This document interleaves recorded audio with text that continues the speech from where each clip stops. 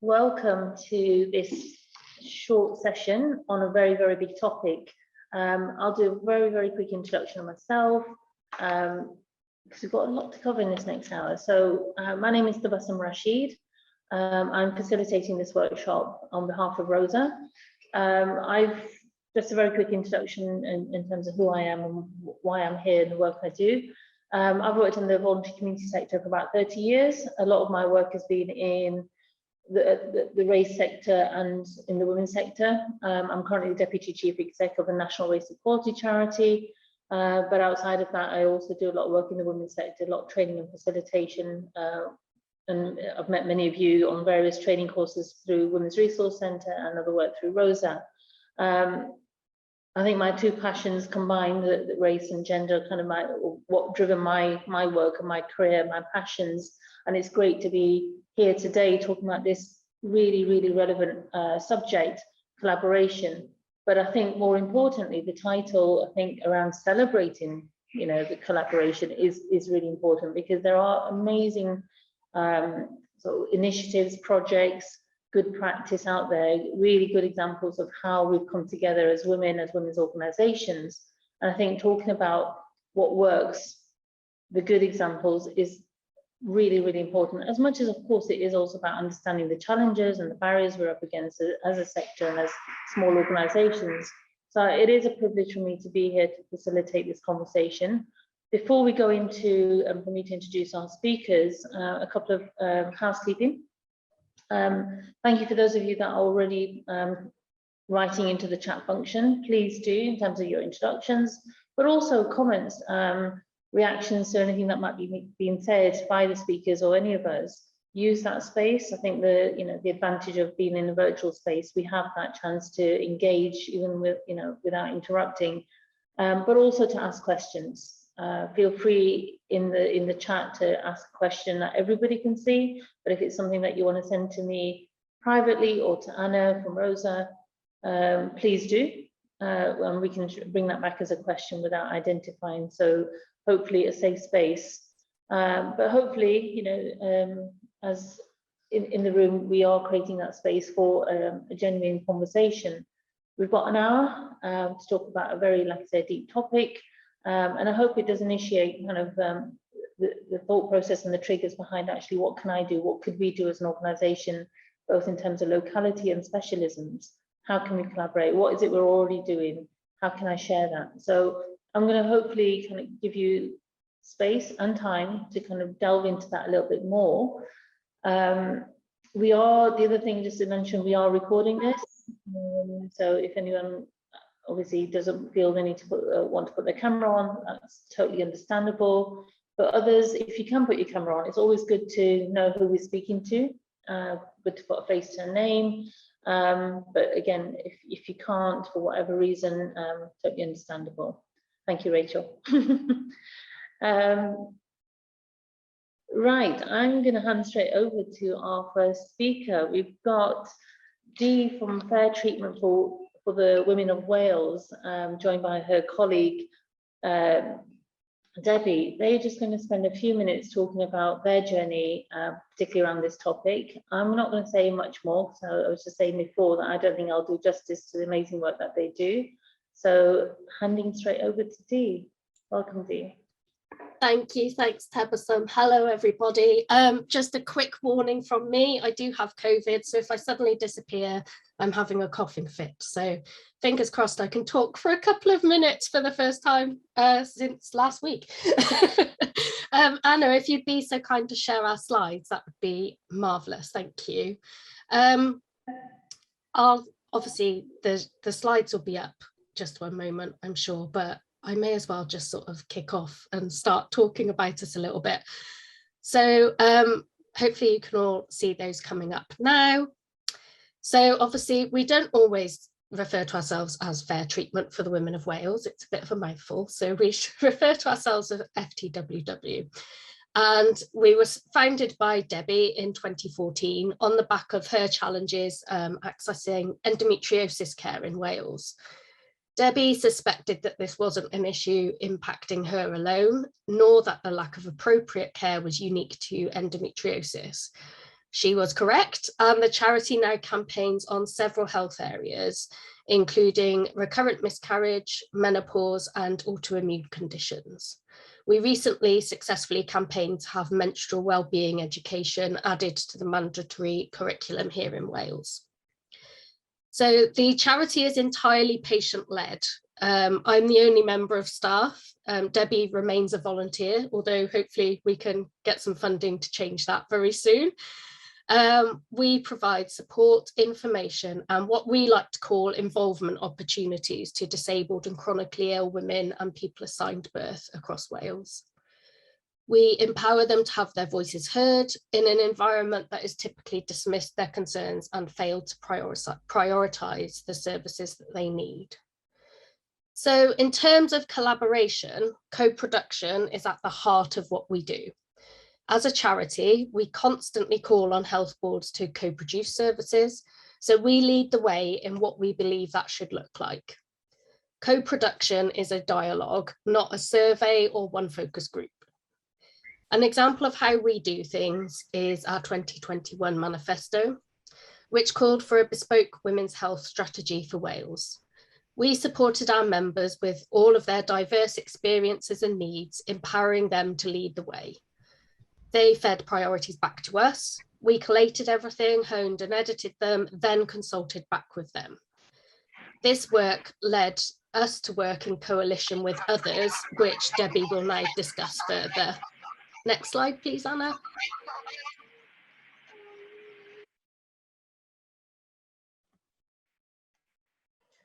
Thanks so much, Dee. Thank you, Anna. So at around the same time as we, there's an awful lot of echo, just to say.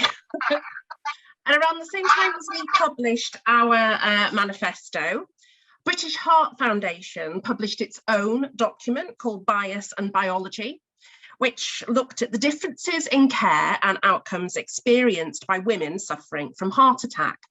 And it was on the basis of documents like theirs, like ours, that there was this big conversation going along across the whole of the UK about the need to prioritise women's health.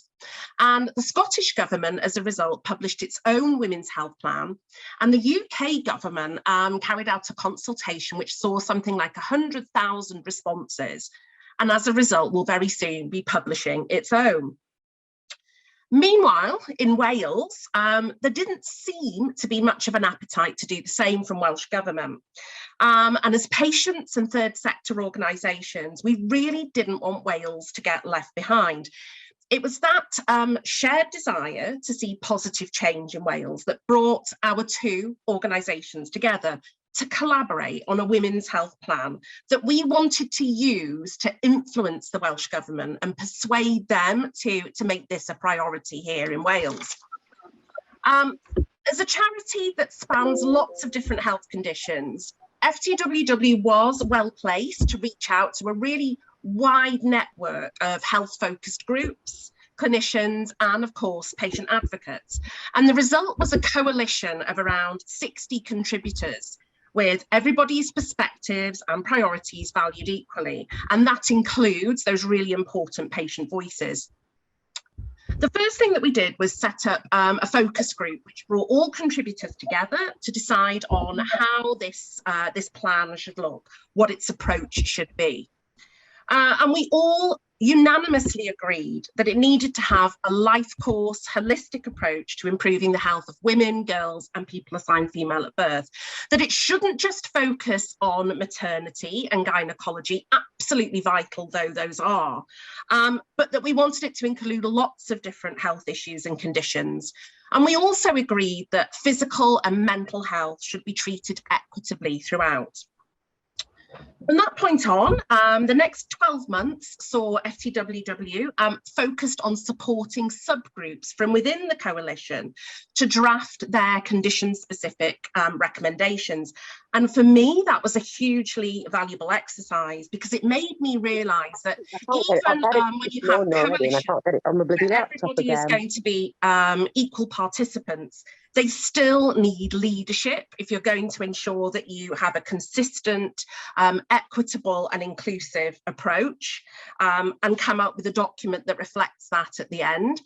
For me, it meant very much that I had to overcome my own personal sense of imposter syndrome, which, you know, as a disabled woman, as a patient, as a volunteer, you know, it really did affect me, because sometimes I just thought, gosh, am I really adequately equipped to coordinate this big coalition of experts?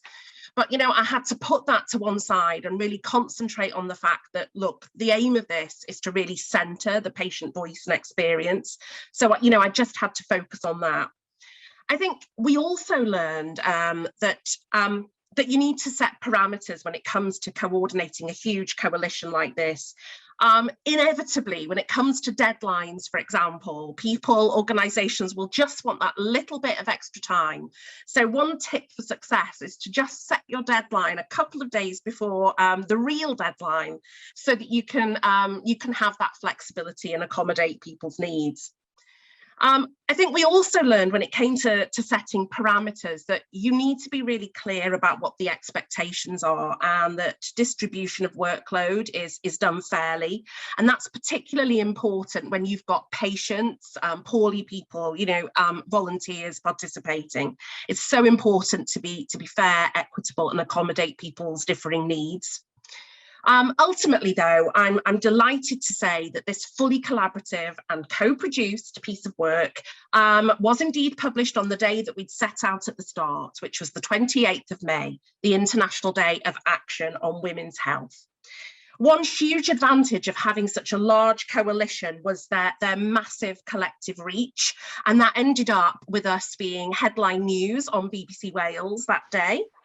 And I'm also pleased to say that as a result of that combined influencing power, we have now indeed seen the Welsh Government commit to using the document in the development of its own official Women's Health Plan for Wales, which they've agreed will be similarly co-produced with stakeholders, including patients themselves. And that for us is a real win. So thanks very much for listening.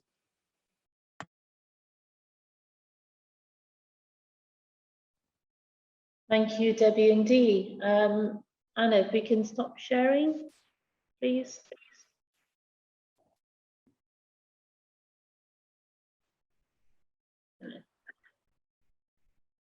Anna, I'm not sure if you can hear me. There we go. Thank you so much. You got there. Technology. Thank you so much, Debbie and Dee. Really, really inspirational. I've been jotting down kind of key learning points that you've highlighted. I've got a couple of questions, but I'm going to hold fire because I'm sure there's others in the room that will, like myself, kind of really inspired by what you just said. So anyone in the room, please do start putting questions, comments in the chat, and we'll pick them up. And we'll come back with time for questions and answers shortly. And that is after we've heard from Cynthia from SHAPE. Cynthia, where are you? There you are. There. Welcome. Thank you, and thank you to Rosa for inviting me to speak on their very lovely platform this morning. I am delighted to be here. Okay, so SHAPE was founded by a group of women, for women, because they were hearing the stories of the unfortunate situations that young women were involved and got themselves into a place of homelessness. That was through a range of issues, such as domestic violence, domestic abuse, family breakdown, and a range of other things. And so the strapline that came from their conversation was impacting women, inspiring change. So that's what SHAPE is about. And really to successfully help young women who have been in unfortunate situations to transition into independent living after being looked after, after share their stories, and we work with them to flourish. That's what we want for the end of the life of the women at SHAPE. And so we've got a few values in terms of how we're delivering excellent service. We aim to achieve high levels of people satisfaction. No one wants to feel that they go into a place and on leaving, they're feeling the same way or nothing has changed from their point of view. And talking about collaboration, working together, we engage our beneficiaries, our volunteers, operational staff, community partners and funders, and that include a wide range of different organizations. On setting up this organization, our first port of call was to talk to the local authority to see what provisions were there for young women who were having real traumatic experiences. And really, the facilities were very few and far between. And I'm talking about 2012 when we started, especially in Birmingham. And so we engaged with people like St. Basil's, which is the homeless youth hub. Those of you living around the West Midlands might hear about St. Basil's. We also share our views and collaborate with Trident Reach, which is a national organization. Birmingham City Council, which is one of our major partners in this. Gateway Family Centers, and that was important for us because we wanted to make sure that all the aspects of these women's lives were covered, alongside working with our operational staff and also with our volunteers, the trustees, and all our other partners. Pregnancy outreach teams, which was also very important, and a range of other small organizations. At the beginning of 2020, just before the pandemic started, everything was already signed up. We had all the documents ready, and we started to work with Birmingham City University. And they would send us their students who's in their final year doing their care degrees. And so we just about had the first student in. She was on her journey, working alongside with us. And then we really not let her go. She still worked, but not on site, because our service is 24 hours. As you may know, once someone gets into a situation of domestic violence, they're removed from that space and brought into a safe home. So we're working with Birmingham City University with their students. Birmingham City Council department supports us in terms of revenue. And so we're able to seek revenue on the women's behalf. And so in terms of working alongside, the aim of SHAPE really is to ensure that every young person, every young woman gets the support at a vulnerable time in their lives. So they will have a care assessment. We will sit with them, we'll talk through their issues. And some of you on this platform this morning might be working with some organizations or individuals who have experienced trauma in their lives and know that at the outset, they're very fearful in sharing. But it's about staying with and because we are on site, they live on site, so we're able to support them in a very mindful way. Long-term loyalty and sustainability really is about to further build our financial resilience and service development to ensure that SHAPE stays on the map for the extended future. The next slide, please. So the ethos of SHAPE contributes to social cohesion and inclusion. Women are empowered to learn and realize their potential. They can get their self-confidence in a low place, or self-esteem, or even self-belief. So we try to support them to rebuild those. And those are done through tailored individual support plans. In collaboration with other agencies and ensuring a holistic approach, SHAPE will challenge and change the negative outlook of vulnerable women. No one has to be in a place where they become vulnerable. It happens. And we know that from the different stories we hear in our own neighborhoods. Our strategic objectives, again, is about financial resilience and security to ensure sustainability, and community engagement to grow wider community partnerships. So thank you to listening about SHAPE. We have really, this is our 10th anniversary. And in this 10th anniversary, we have just done some data collection, and we have seen over 200 women. Some have gone straight back to home. Some have moved on to their own independent living. And at the moment, we've got 10 women still in our care. So thank you for listening.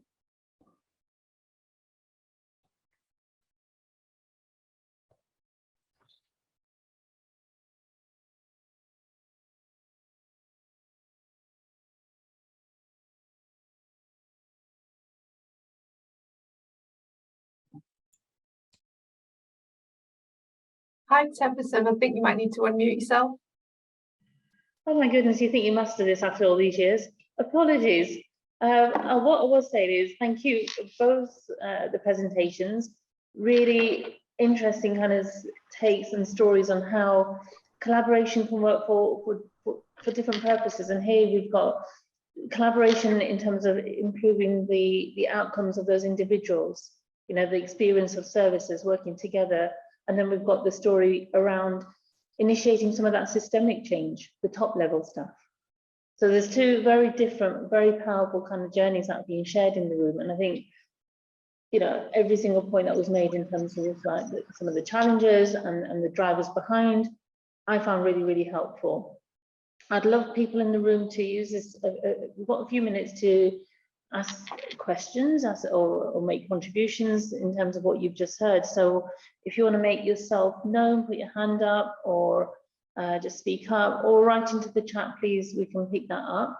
But I'm going to start off putting a question to both organisations, and that's about the project management. Debbie, you touched on this in terms of, you know, juggling the timelines to the expectations to, I assume, also personalities and relationships.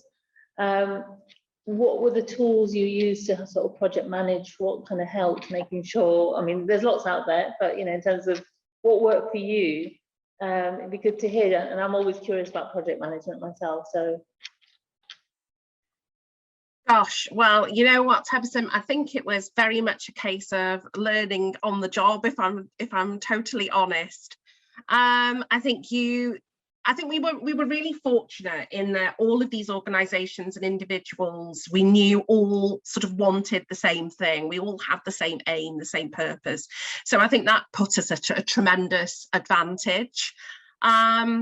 So to be fair, you know, there wasn't much sort of dissension or disagreement, but what we did make clear right at the start was that so Gemma from British Heart Foundation Cymru and myself were co-chairing the whole sort of coalition, and basically therefore we kept everybody in the loop. We communicated regularly with everyone. We made clear, as I said at the start, those sort of timelines and deadlines, but we also, you know, made our contact details known to all of the participants. So, you know, if there were any sort of issues where perhaps they disagreed with a particular evidence base or something like that, that they could come directly to us, and, you know, that we would yeah, just kind of reassure them, look at what they were proposing, and just kind of, you know, work through any issues that there might have been. I think, as I say, we were really fortunate in that sort of diplomacy skills and what have you weren't really required, because everybody was just so up for this piece of work and really wanted to see it happen. But yeah, you know, I mentioned some of the sort of tips for success in the presentation about deadlines. I think that might have been the biggest challenge, was around deadlines, and inevitably when you've got such a big coalition of people and groups and everyone's so busy, they will want to push deadlines, and sometimes that's just not possible. When you're wanting to translate a document, you know, you're wanting to have it available bilingually, you've set a deadline, it has to be out by that point. So yeah, so as I say, we kind of just sort of learned to kind of set deadlines that were a little bit shorter. I don't even know whether I should be showing this, because now everyone, all of those organisations will know that that's what we were doing. But essentially, yeah, you know, it was around sort of giving people a bit of flexibility, but within a kind of within parameters, really. So yeah, I hope that helps a little bit. But you know, the coalition is still going. We still communicate with them regularly. They're all part of a mailing list. It's just fantastic, really, that everybody's collaborating on this going forward. Yeah, no, great. Thank you, Debbie. I think, yeah, being honest and transparent about that, you know, what works for you, definitely true, and communication, two really, really big parts of everything we do, I suppose. Thank you, Debbie. I don't know, Cynthia, did you have anything to say? Really, what in addition to what I've already said, is to say that with our young women that are referred to us through St. Basil's or the police, or indeed through social services, we have to be mindful of their backgrounds, where they're coming from, so that we treat them sensitively, with respect, but also listen to the concerns that they've got, and how we as an organization can support them, so that in time, and sometimes these situations, you have to wait on time so that they develop, they allay their fears, their concerns, and they can then be transitioned back into independent living. At the moment, we've got one young lady. She's at university, she's in her final year, and we're so proud of her. So we're waiting to do a video for her as part of our promotion, to say, look, this is where I was when I came to Shape, this is what happened, this is how they supported me to get back into education. And now here I am, almost at the end of doing my degree. So, you know, there's opportunities that we get as an organization to support and embrace other young people. Brilliant, and giving them that voice. Thank you, Cynthia. Anna, you've got your hand up. Yeah, I have a question about lead partners in collaborations, and I wondered, in both of your experience and yours, Tebussum, if all partnerships need to have someone driving them, you know, or is it naive to go into a partnership where you have equal partners, to think that you're both going to be driving it? And I suppose an extension to that is it most usual for the organisation that's driving it to be the one with the most power? I suppose just to sort of explore that a bit. Wow, deep. Debbie, Dee, Cynthia, do you want to go first, and I'll chip in? I'll go. I think Okay. if sorry, yeah. Carry on. Yeah, I think the last sort of part of your question really made me emit like a low ooh, because I think in terms of like the Women's Health Wales work, that was really led. I mean, obviously we had co-chairs with it, but a lot of the time that was. Sorry, could somebody mute? Traveling with Shaffer. Please remember to take all your. Thank you. Sorry, autistic brain can't do the two conversations at once. So yeah, I think you do need somebody to sort of drive it, and I think that's the short answer. But I think we found, yeah, that I think we had a bit of a superpower, I think, because we didn't have the power in terms of, if we were looking at, you know, those formal staffing structures, lots of colleagues, things like that. But where we were able to lead, and I say Debbie led really, was because we didn't have to have all of these levels of sign off within our organisation. So I think that kind of, it was a blessing and a curse in many ways, because a lot of the time things fell to Debbie to make executive decisions. But when those decisions were made, the rest of the coalition would be like, great, cool, yeah, let's do this.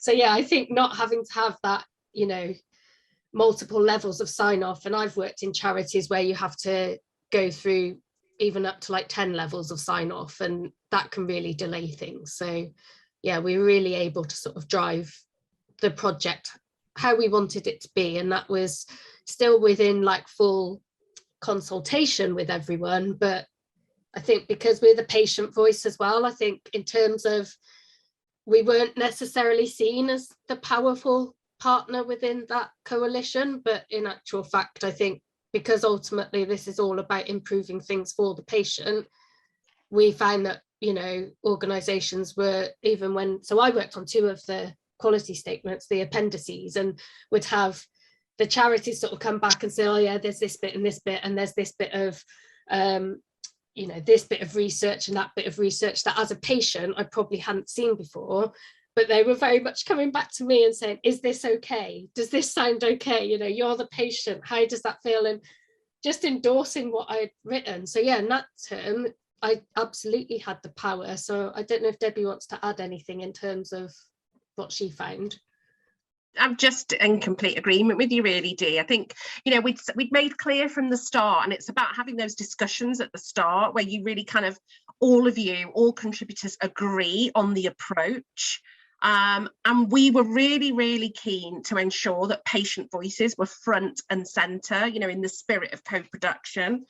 So in fact, although traditionally it may not be thought that a patient-led group would be the ones with the power, ultimately, if we were to be true to the principles of the coalition and what this document was setting out to achieve, ultimately, yes, the power did lie with the patient voice. And, you know, I'm just really, really delighted. I think I have to be, you know, true to you all. We've taken a long time, many years, to build those relationships with all of those charities and those organisations, so that there is real sort of mutual respect, and they know that, you know, we're experts by experience, and that they will work with us collaboratively. So it's not always something straightforward that can happen immediately. Sometimes there needs to be that kind of preliminary work first. So, but yeah, absolutely concur with everything Dee said. Can I just add, totally agree with you, Dee. When we first set out, when this project first set out, we weren't organized as a charity as yet. So it was all led by the women, and included in that group of women were women with lived experience. So that made a lot of difference in terms how the organization was shaped. I'll talk about shaped, you know, the angle we would take in terms of developing the organization. Once we became a charity, then it took a different turn, because then we had a group of trustees, you know, with the chair, a trustee, with the operations director, and so on, and which did a different angle in terms of how the project then is followed up and spread across, and how we see different people as probably the high power, who's got the power here, who doesn't have the power. But at the moment, really for us, we work on a level pegging. And the organizations that are our partners, really, they've looked at our strategic objectives. So what are these people about? How we can then work alongside them to develop even further, rather than have one high power and one low power, but it's kind of an equal footing. Thank you. Thank you, Cynthia. I'll just throw in my 2 pennies worth. And I think this conversation around, you know, should there be hierarchies, you know, within the way we lead within organizations, it's an ongoing discussion. And I think for me, in my experience of collaboration, co-design, things like that, it is contextual. There has been times where we needed some hierarchy and accountability, and someone's needed to lead. There's been other times where it's actually been much more of a shared kind of space. And that goes back to exactly what Debbie, Dee, and Cynthia have talked about, in terms of just at the beginning having a clear expectation, a clear conversation about actually who's doing what, are we all on the same page in terms of what are we trying to achieve. I have often internally with my colleagues had that conversation about power, so that people are actually explicitly talking about it. So who's holding the power? Like, so that one of the partners, quite often the funder, will hold the power in terms of resources. And they maybe have to make some of the decisions, and like you said about the bureaucracy, but then also having the conversation about actually where's our power? Where's our, and having the confidence that actually we are specialists, exactly what you just said, Dee, as well. Owning that, but also recognizing that we have the power too, and asking ourselves, what is it that we can do in collaboration on our own, whatever that might be. So I quite often have that conversation with myself, actually. and then with other colleagues, just to remind myself, okay, where does this all sit, and how am I going to manage this conversation? And actually being open and transparent about that enables others to think about actually where is that. I've had a really, really good experience recently with some funders where we've kind of done some power sharing with sort of BAME-led organisations around co-designing a programme with a funder. And it was exactly that as a starting point. So it wasn't kind of, you know, the original or old school way of thinking out, we're the funder, we've got the money, so therefore it's our way. We really kind of set the tone at the beginning. So for us, that kind of transparency has always been important. Hope that's useful. Is there anyone in the room that's got any questions or comments? Got a bit of time. Just looking in the room.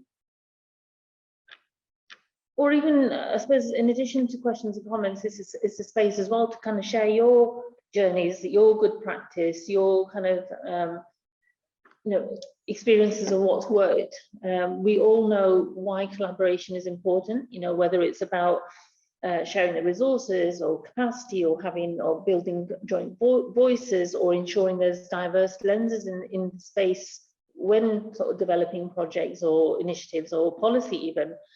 You know, for me, that diversity angle is really, really important. So we all know the kind of reasons, but we also are, I think, in the room familiar with some of the challenges and barriers to partnership, collaboration. And again, on the flip side of what just said, resources, capacity, power, all of these things might be some of those things. I think that it'd be good to ask the question. I'm just contemplating whether to put people into breakout rooms, given the time. To have a little bit of a conversation about what those challenges are, what are those barriers, but more importantly, to kind of share the good practice to overcome some of those challenges and barriers. Does anyone in the room kind of want to share what that might have felt like for the spaces that you're all working in? For sure. Yeah, we just had a really interesting conversation in our subgroup, and being braver was kind of one of those messages about actually whose role is what, and actually, you know, being vocal from the offset rather than later. Anyone else from the other groups? I know it was just a few minutes and you may have, like, you know, just started a conversation, and it's good to see a few more cameras on. I can see a few faces.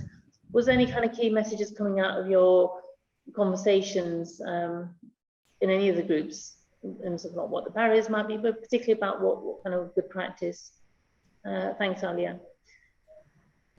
Marsha, I'm looking at you only because you're bang centering the screen to me. How was your conversation?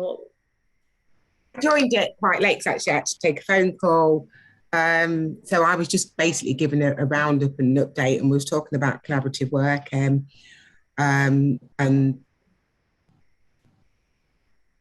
to see whether Rosie could put something on or do something to make that possible is where we got to. So yeah, because I think similar organisations are doing things. And I don't know, yesterday was in a group yesterday we was talking, and I know that I've had personal experience where we've tried to do collaborative work and tried to sort of spread it, but it's very unequal. It's not equally balanced because the larger organisations, even though the experience is probably equal, or the smaller ones sometimes have more, it's not equally balanced. So yeah, it'd be good to see what everybody else is doing around the country. Zoom, we're doing it now. We don't have to be in the same place, but we could put some stuff on and work together. So I think that'd be a really good exercise if that could be done. Whereas it potentially has been historically and continues to be that facilitator, creating kind of networking spaces for women to understand actually who's on my doorstep that I didn't even know existed, or it might be around specialist subject or geography, or a cause or an issue. But yeah, those sometimes the opportunities get missed. So yeah, really good point. Anyone else? Meg, did you want to say something? Meg. Yeah. Yeah, my name is Margaret. Oh, and, okay. My name is Margaret. We are based in London, Southwark. We work with refugee, children, women, girls. We run after school clubs before lockdown, but after this lockdown, we are trying to settle down now. We normally run. We normally run a holiday project for children and young people. You know, we give them advice, we refer them to proper lawyer who can help them. We work with And have you had any good experience housing, in and partnership? we just refer to, you know, other network for refugee in London, and we deal with, we help them with if they have domestic violence, homelessness. So these are the things, and we give food bank. We normally help them with food and advice. These are the things that we do, and we've been doing it for a long time anyway. Not that. It sounds amazing, and like many organizations, juggling so many balls and keeping them up the air, sustaining them. Is there an example of a partnership that you've been involved in, or where you've collaborated with another organization, particularly with during the lockdown, for example? Was there a good example of where that worked? Yeah. We can collaborate with any other group if they are very close to us, if they are in London. But if they are not in London, it will be hard, you know. Yeah, and yeah, so you're open for collaboration, which is always great. Anyone else in the room? Any points from your conversations before we wind up the session? I just wanted to add, because I don't know if Hazel's mic and everything is working. So yeah, and just in case people didn't see it in the chat, we talked about like the power of money. So informing like partner organizations of the potential cost to them if they don't improve or implement a service. And one of the examples was you know, patients coming in with domestic abuse experience, and GPs perhaps not being adequately trained in identifying that they might be experiencing domestic abuse or asking those appropriate questions. And there was a bit of an overlap, you know, the prescription, if you like, of antidepressants rather than appropriate pathways. And we said about that being the case often for menopause as well, and actually that HRT is cheaper than antidepressants, and you don't then have that revolving door going around into the NHS. So if medical staff can have that understanding of the impact if they don't sort of amend their service or add a new service, then I think sometimes that can make people pay, like sort of sit up and pay attention. And Debbie, I think, would agree that we've had that a lot in our experiences of partner working with lots of different departments in the NHS as well, that helps sort of really radicalize and change different systems as well. So that's where that systemic change can happen. Yeah, absolutely. Thanks for sharing that. That's so true. Can I just say, I also think that dentists, we was looking at doing something with local dentists, because I think they miss a massive trick. And sort of many, many years ago, sort of, I don't know, early 2001, 2002, I used to do some work in refuge and made really great local connections with dentists, and they were brilliant. And I just think they miss a great trick, as well as GPs. And yeah, and there should be more training and more things to look out for, because these women visit these places. Thank you.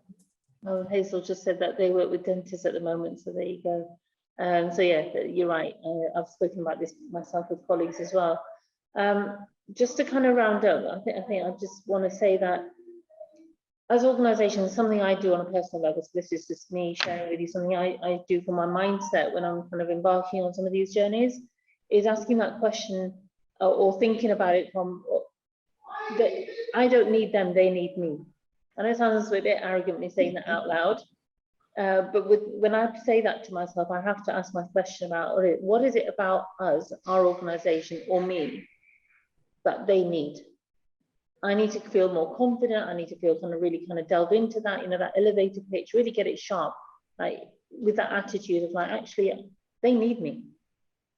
And when I say that to myself, and I want to get to that space where, you know, some of those big corporates and, you know, authorities have that, actually, you know, ARE, we need you. And we're getting there. We're getting some of that because of our tones changing, our confidence, our messaging is changing, and we're going to get there. I believe we're going to get there. Rachel, you've got your hand up. sorry, just very, very quickly, because I am conscious of time, just kind of on the topic of, you know, they need me, and coming from kind of like a lived experience patient perspective, but even not just being a patient in like the healthcare sector, it goes beyond that, just people with lived experience within these organizations. I was having a conversation this morning with a friend who's very passionate about you know, mental health and improving things for women and men with mental health problems, but she said, oh, I really want to get involved in these organizations, and I have so many ideas, but I can't. I work full time. She's got care responsibilities and things like that. And I just think it's like, I think changing the structures of organizations as well, and when the time of events to allow people with lived experiences to join in on the conversations, but who also are living the experiences, but have children, have jobs, you know, and just kind of providing the space that they can actually get involved without having kind of, like my circumstances are very special circumstances. I saved and saved and saved in my recruitment career to end my full-time job in recruitment, to then work part-time and the other half of my time to work on advocacy work.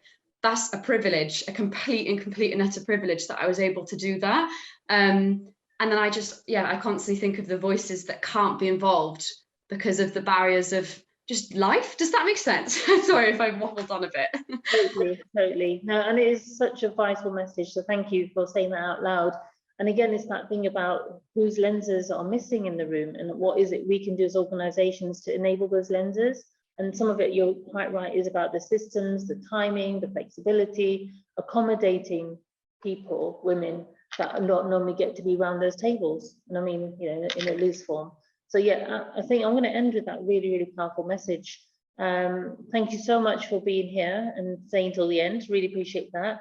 There are 2 more sessions this afternoon after the networking and lunch. We've got bringing issues into public consciousness lined up, and we've also got how to talk about racism. And if you do decide to join that one, you'll see me again. Look forward to seeing you. Take care. Thank you. Bye, everyone. Bye-bye. Bye.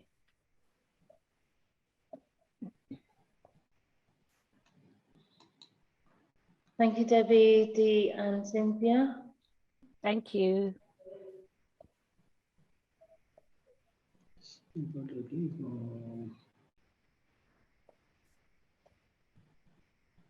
Bye, Debbie. Bye, Anna. I'm sure we'll cross paths again soon. See you soon. I'm having